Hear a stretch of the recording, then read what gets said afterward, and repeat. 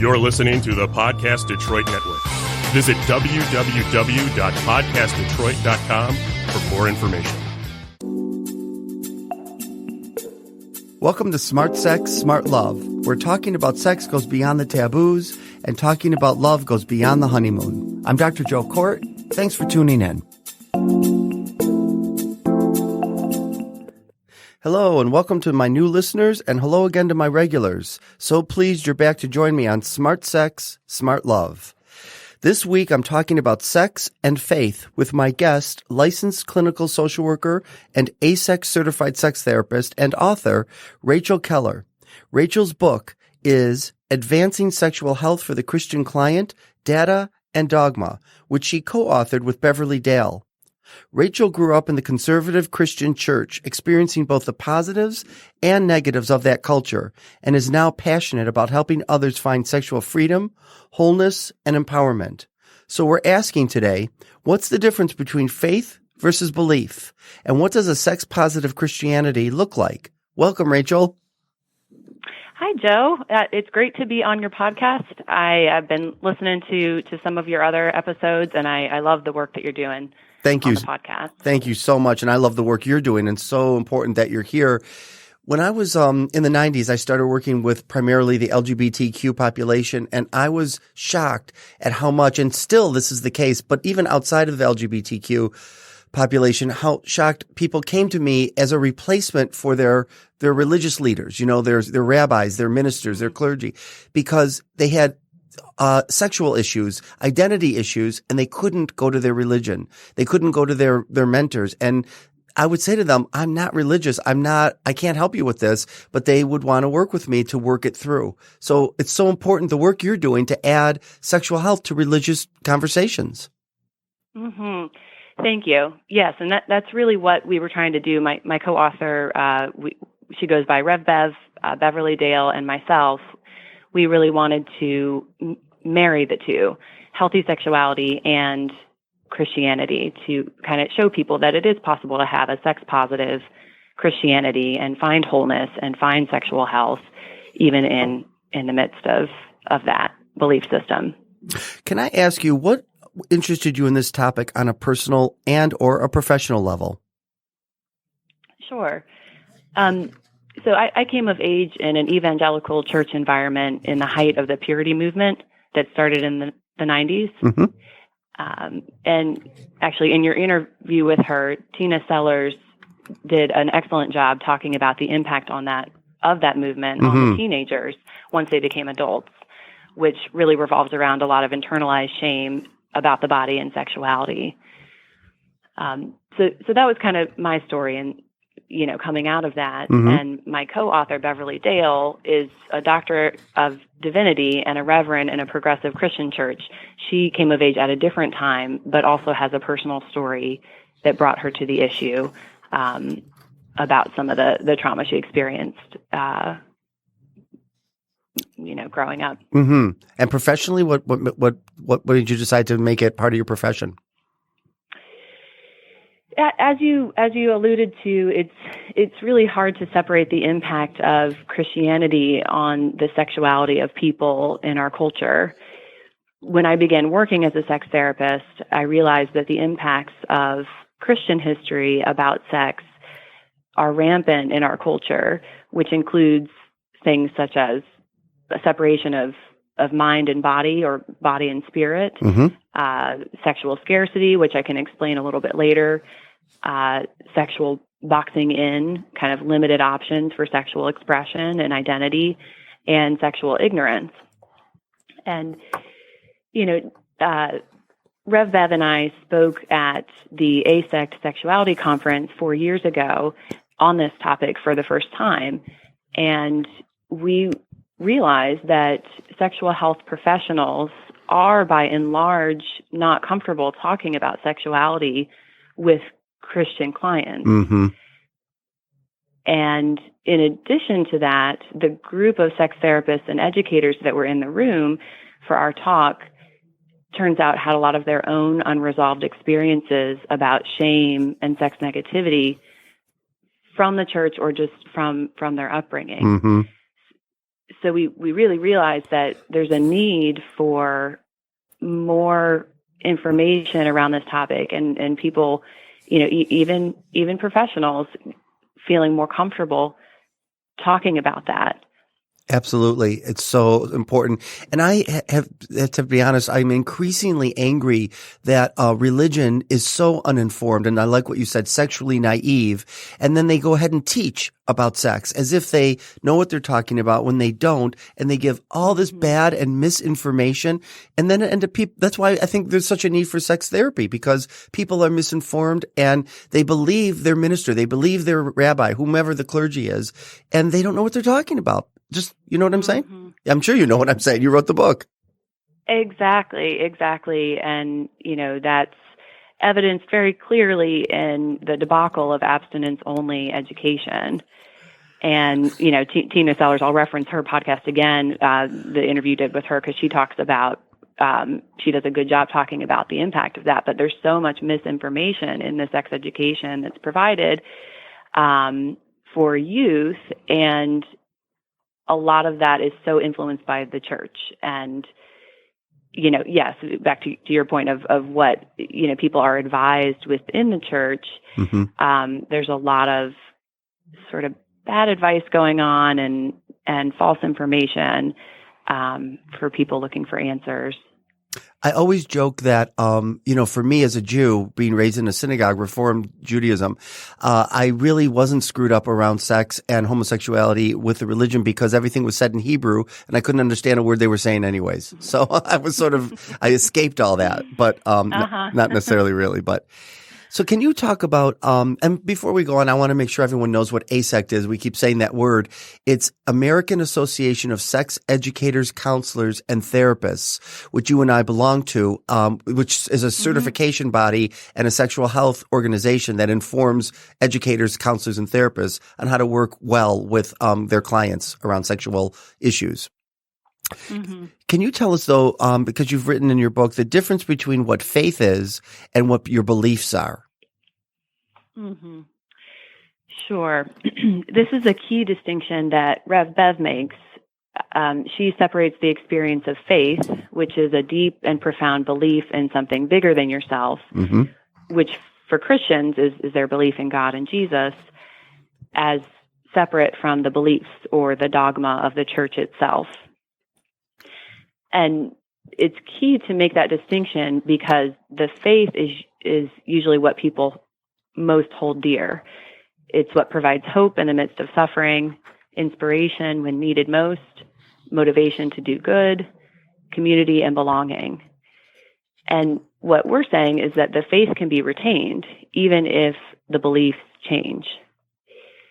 And that's an important foundation for our book and what we're saying, because we do challenge some of the beliefs of the church. Have you had? Go ahead. Yeah. No, go ahead.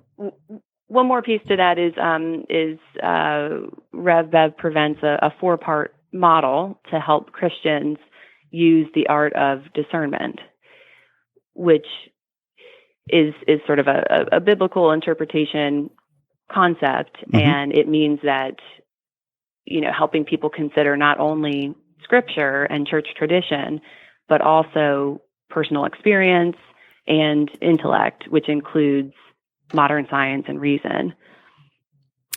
Can you tell us the 4 parts? Because I think people would be interested in that. Yeah, those are the 4 parts. So it's Scripture. The second one is church tradition. The third one is personal experience. And then the fourth one is intellect or reason. Okay, sorry. I think because you didn't number them, I didn't hear it. So now, thank you.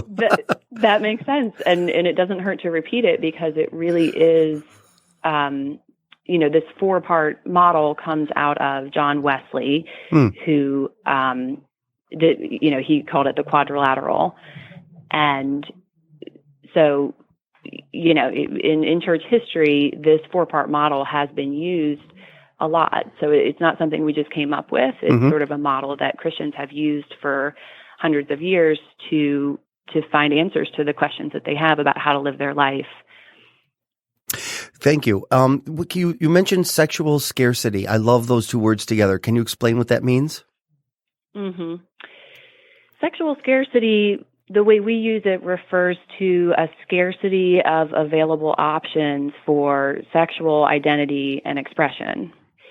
So, we talk about the concept of being boxed in, which means that a lot of messages from the church create a box, and inside the box is where you're supposed to stay. That means heterosexual, cisgender, traditional marriage relationship, no sex outside of marriage, a lot of times no kinkiness, traditional gender roles, etc. And outside the box is everything else, anything that wouldn't fit into that, those acceptable options. And many of the people that we interviewed for the book have had the stifling experience of trying to fit themselves into that box when they didn't fit. And people really try to make it work, try to follow those rules. I remember watching this documentary called Trembling Before God, and it's about Orthodox Judaism and homosexuality. It's really a good documentary, even still today. I think it's a little older now, but I remember this gay man talking to this Orthodox rabbi and the rabbi was saying, "I'm sorry, sodomy is a sin and it's against what we believe." And the gay man said, "But I don't engage in sodomy. I don't have anal sex. It's never been part of my sexuality. So now what? What does that mean?" And the rabbi was completely perplexed. He didn't even know what to do with that because in his mind, every gay guy engaged in sodomy and that was his final word. He just didn't know better. Really very ignorant. Right. And it shows a real limited understanding of what people are actually experiencing in their lives and what they're actually doing. Very much. Your book talks about the bad news, which you and your co-author group into 3 symptoms and causes of sex negativity within the church. Could you tell us a little bit about what those are? Sure.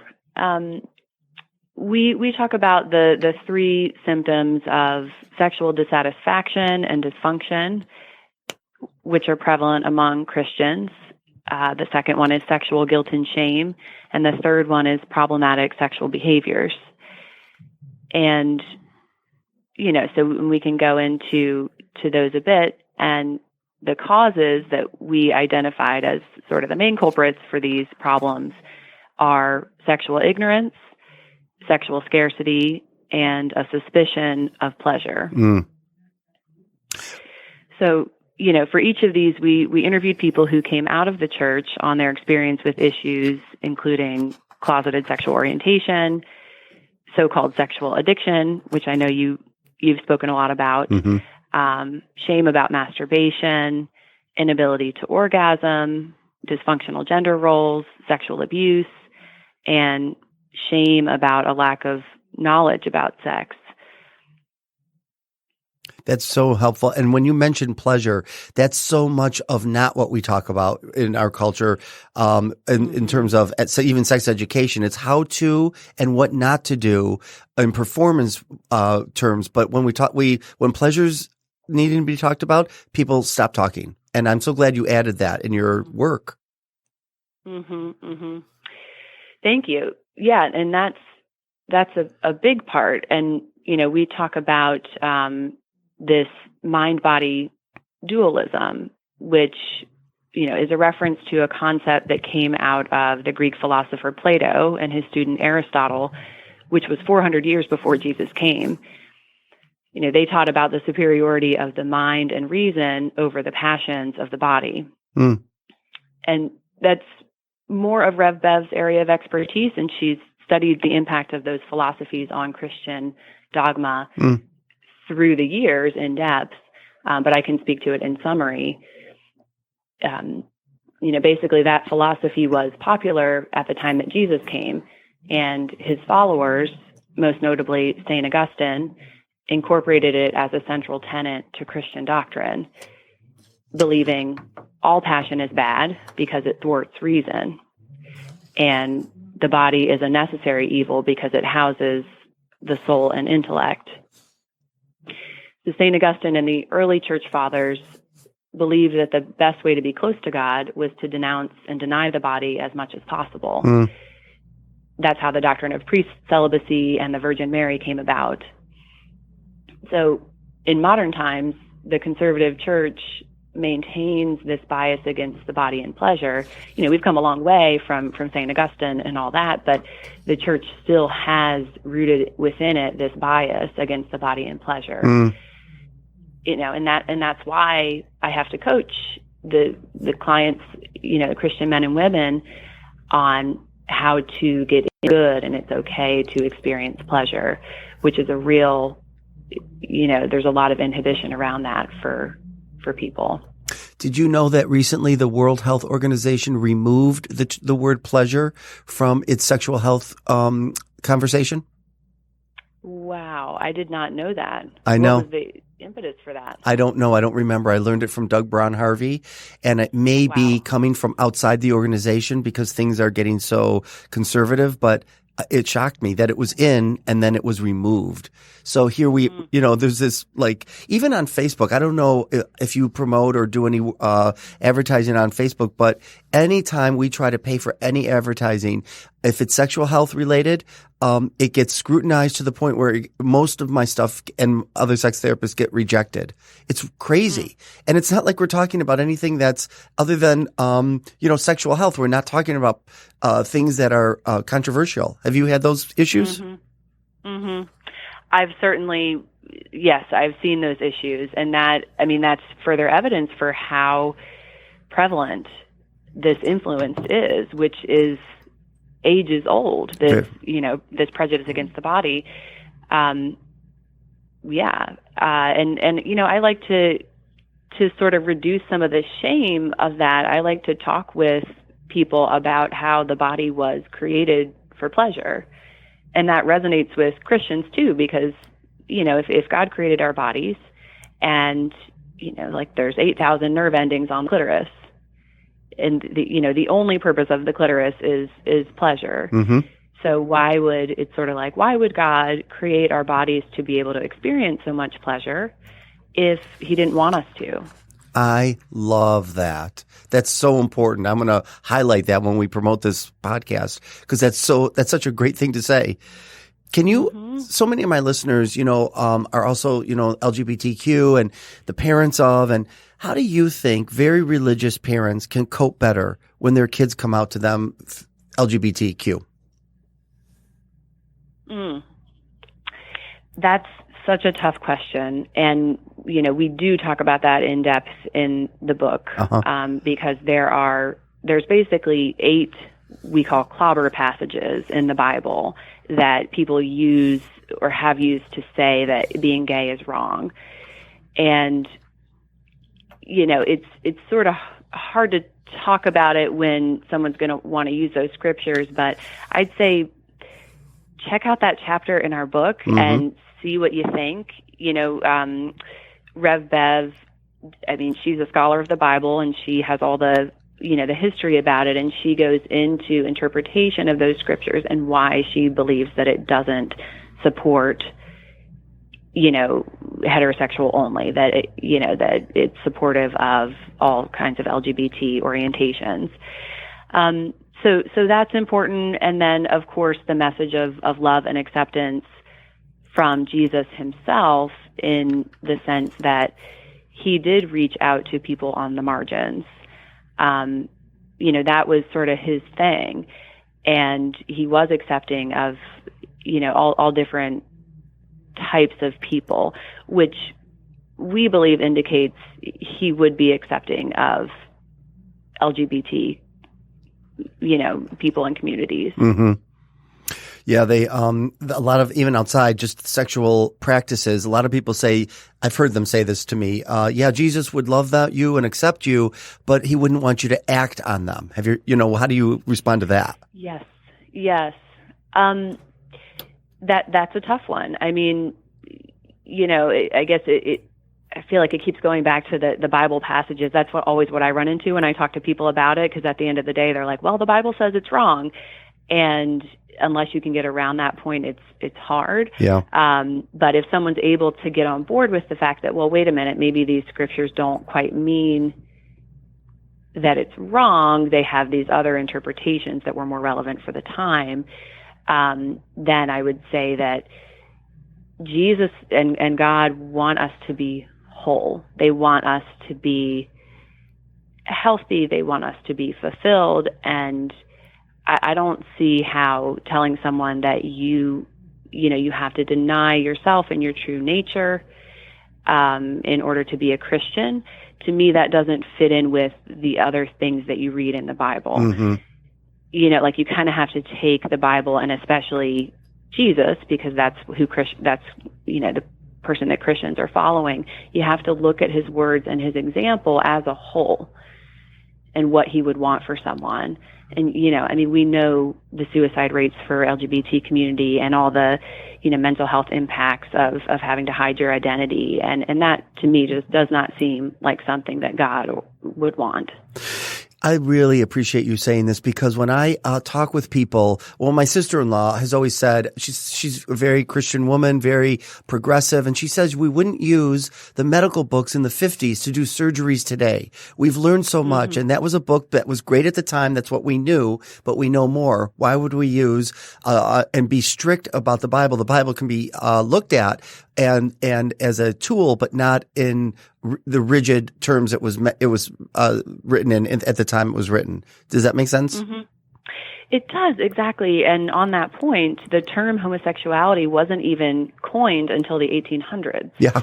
So when all this was written, and now the words in those Bible passages are translated to say homosexuality, it's like, well, they weren't really talking about that because that concept didn't exist at the time. Right. So once you start to realize that and how much room for interpretation there is, that's where it's, going back to that 4-part discernment model, helping people really question some of the things that they may have been told by their church and do a little more research for themselves and compare what they're seeing. Modern science says it's natural to, some people are born gay, and and take a look and compare those things rather than just believe with blind faith what you hear in church. Well, let me ask you, what would you say is what you want most for Christians or former Christians to gain from reading your book? Sure. I would want Christians, former Christians, anyone to know that sexual wholeness and vibrancy is available for everyone, whether you're a conservative Christian, you're a progressive Christian, you're an atheist, you're a former Christian, and everyone in between. And on top of that, a sex positive approach within Christianity is possible. Have you gotten pushback from your book from people who are very religious? We have not gotten as much pushback as we thought we were going to. And which is interesting. And, we've been pretty clear that the audience for our book is people who are already seeking answers rather than people who are kind of firmly rooted within their conservative beliefs and they don't really want to consider things outside of that. And yes, the beliefs and the things that we promote in the book would be considered radical for those real conservative communities.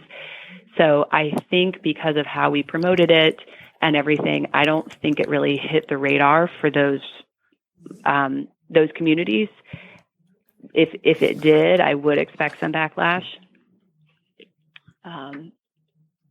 But yeah, because we promote acceptance of all sexual and gender orientations, alternatives to monogamy, the ability to question and negotiate gender roles, and comprehensive sexual education for children and teens, which are all things that tend to be pretty, controversial. I would say that also, that's great. I would also say that you're probably not getting much backlash because you're not, this is such you're well spoken about all this, and you're not bashing the religion. You're really coming out and just sort of wanting to add to the conversation, not take away or bash. That's how it sounds to me, your book and this interview. Well, Thank you. I'm glad to hear that. That is definitely the tone that we have wanted to have, because, Beverly is a reverend and she holds her faith very dear, and we're not at all anti-religion or anti-faith. Yes. There's a lot of wonderful things that come along with being a Christian. So I'm glad that comes across. We're not trying to tear things down, but we are trying to address the very real issue of all of these problems that people are having from the sex negative beliefs that are coming out of the church, which we think are separate from the message that Jesus actually would have intended. Yes, I love it. We're going to be wrapping up. Is there any last minute things you want to say, and also tell people how to get a hold of your book and how to get a hold of you? Sure. So I would say, check out the book. You can find it on Amazon. Just search for the title. And, there's some cool tools and resources in there. There's a sexual belief chart where it lists, it's 8 pages long, so it's pretty extensive, and it lists a lot of the negative sexual beliefs that people will have, and then has a sex positive therapist response and a sex positive pastor response, which I think is helpful for people. And then one last thing, we have some sex positive Christian meditations in the book that are written and read by Rev Bev.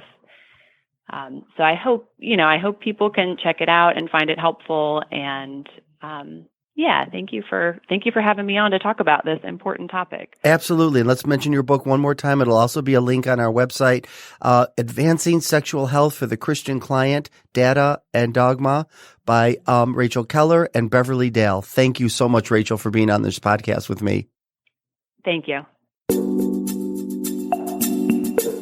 Thanks for listening to this episode of Smart Sex, Smart Love. I'm Dr. Joe Kort, and you can find me on joekort.com. That's JOEKORT.com. See you next time.